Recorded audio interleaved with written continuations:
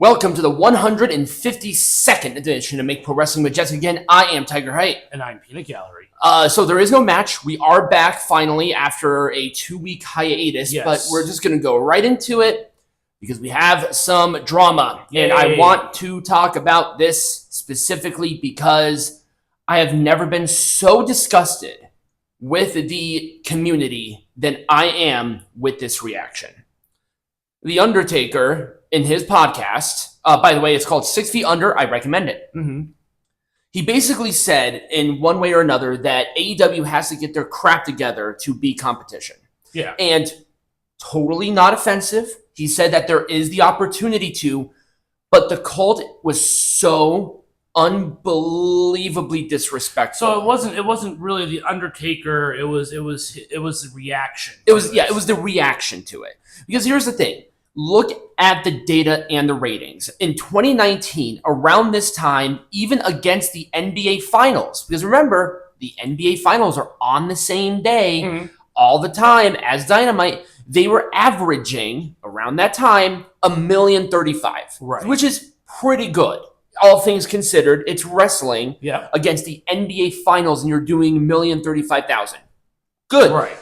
But now they're averaging around, like, 650 to 681. Yeah. The numbers went down and down and down year after year after year after year. And I agree with Mark Calloway. They do need to get their shit together. Right. But people calling him old, out of touch, he's irrelevant is disgusting.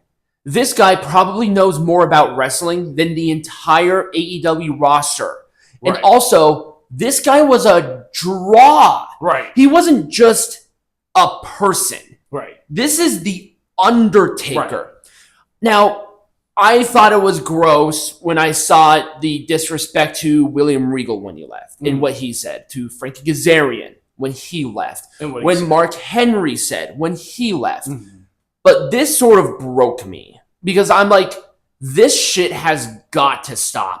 You cannot look at what AEW is doing right now and say that they're doing fine. Exactly, because they're not.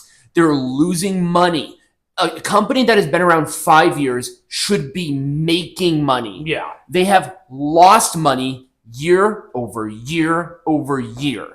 And you can tell that they're getting desperate at this rate. They're getting absolutely desperate. And I just wanted to sort of vent about this because the disrespect to the veterans, to the legends, has got to stop. Oh, absolutely. These people paved the way for the current competitors. Now, if Taker was talking about WWE in that context, you have every right to maybe take him to task. The cult would have been, oh yeah, his Undertaker's the best. Yeah, exactly. It's ridiculous. Yep. So we also have to talk about this because this one also hits closer to home. If you guys are not familiar with the history of this show, I have been doing wrestling content for a long time. The two channels that this video is going to be going up are, I would say, fairly new. They're a couple of years old. But I had an original account called the Pro Wrestling Zone way back in the day when I was still in college. The reason that channel doesn't exist anymore is because New Japan don't understand the entire concept of what this was happening. And YouTube is terrible at protecting fair use. And that's really the crux of the issue. Yep, and that it really is. Now, I'm not making a pity party for myself on that. The channel has been gone for a long time. But New Japan still has not learned from this. And it is hurting their bottom line. The company is dying a death. Yeah, I would think that WWE partnering up with Pro Wrestling Noah. I will be talking about that. But this... I was trying to find Dominion for everybody to watch because, you know, when New Japan has like a big card like Wrestle Kingdom, Dominion, Wrestling Dontaku, you know, it's a fun review to do. And it's very unique and I kind of like doing it. But this almost is breaking me to the point of stopping just bothering with New Japan at this point. Because they really don't have any star power at this rate. Like they have no reason for me to want to go watch them. Yeah, exactly. That I could not find in the States. Exactly. So I'm not going to cut it off cold turkey. We're obviously going to still be covering Wrestle Kingdom, and we're doing this as a card-by-card basis now. Kind of like with Triple Mania. Right. The last Triple Mania cards have been dog water, so we're not covering them. They usually pull it off big in Mexico City, and I like the English commentators for Triple Mania. If CMLL continues on their trajectory that they have been, which has been positive, maybe we'll start covering CMLL again. But this is kind of where we are. Now, on the flip side, let's talk about Pro Wrestling Noah. Because I would assume that this was their big announcement, because they said that they had a big announcement. This is the big announcement. And their big announcement, of course, is that, oh my goodness, AJ Styles, a WWE superstar, is actually going back to Japan to face against Marufuji, who is a legend within Pro Wrestling Noah. And here's the thing. Noah's been crushing it in Japan. Noah's kind of been on the rise. I know. So I might even consider, in lieu of covering New Japan, covering Pro Wrestling Noah but again, instead. That's a case-by-case basis. I'm going to even suggest the same thing with Mari Gold, because Mari Gold has English commentary. They are working with WWE, and they are steamrolling everything. People are wanting to go to Mari Gold now. So maybe we'll give them a test. Maybe we'll do like a show here in a couple of months. That's something that Peanut Gallery and I need to talk about. But look at the momentum differences. And here's a big example of when you work with WWE now and when you work with AEW now. With AEW, they purge your talent. They don't promote any of your championships on their programming at all. Impact Wrestling was desperate at the time when they made Kenny Omega Impact World Champion. And in fact, it was actually the wrong mistake, because they got the lowest ratings that they've ever had with Kenny Omega as champion. The lowest ever. So they got out when they did. And I implore CMLL to look at the working relationships with Stardom and with New Japan. I recommend getting out of this now, because you are not going to succeed with it. Triple A has like a tentative working relationship with CMLL.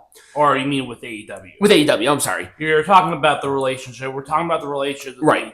I mean, CMLL and AAA hate each other. But then look at the flip side of working with WWE. They're promoting your shows. They're bringing over some of their best talents, and they're not sitting there purging. And you don't think WWE has the fucking money to purge all that great talent? They're purging like what, 3 or 4 NJPW people. They're only purging the people that they want. They grabbed Julia, but Julia was already gone from Stardom at that point anyway, because she has the dedication to with Rossi. So look at that difference. This is not, I'm signing Kazuchika Okada. And Jon Moxley's not going to be my world champion. Let's send over Io Sky, who was the women's champion at WrestleMania, biggest stage in the world as it relates to pro wrestling. And then AJ Styles, who has come off of one of the best rivalries, at least of this year so far, with Cody Rhodes.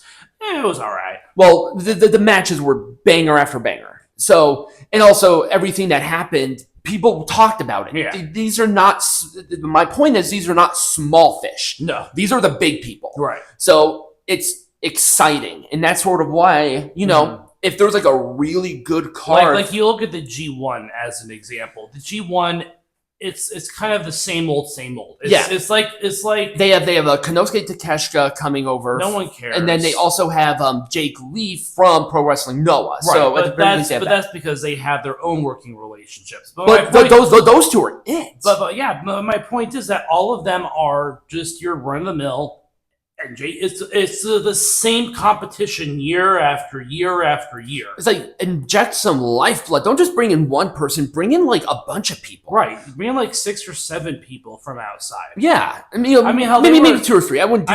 Hell, like remember a couple of years ago when New Japan Pro Wrestling brought in like 6 or 7 people from like AEW, from TNA, from AAA. Yeah, and now it's just like, oh, same old shit. Here's one person, and then they're doing like a mini tournament to determine the final participants, and it's all New Japan people. It's just like there's nothing there that is outwardly exciting, and I'm like 99.9% sure that Tetsuya Naito is going to win again because he's one of the only names that managed to stick around. Right. So it's ridiculous. Right. I think. Oh yeah. I know they're coming, but I am going to talk my shit. I still do not like this.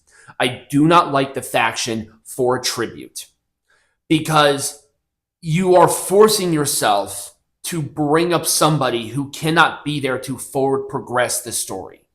There's nothing about this, in my eyes, that is going to be a net positive. I can't see it. Now, let's talk about this because there are some details that did come out about this storyline, about this faction. So the faction is not going to contain any supernatural elements as far as we know. Okay. They are not going to be performing in costume either. It's just going to be the aesthetic because people cannot perform in costume very well. That's just been known. Like Bray Wyatt never performed well when he was the Fiend because he was in a costume, and the costume is kind of suffocating in a way. Well, he kind of knew what the draw was for the Fiend. But that's why the Fiend was so powerful and undefeated because he could pace the match. But my point is that despite the fact that this is a Bray Wyatt themed faction, does not mean that we are going to see all of the negative things that resulted from the Wyatt universe. I'm like I said, here's the problem: the creativity. You cannot do it without him. It's going to be really hard to pull this off.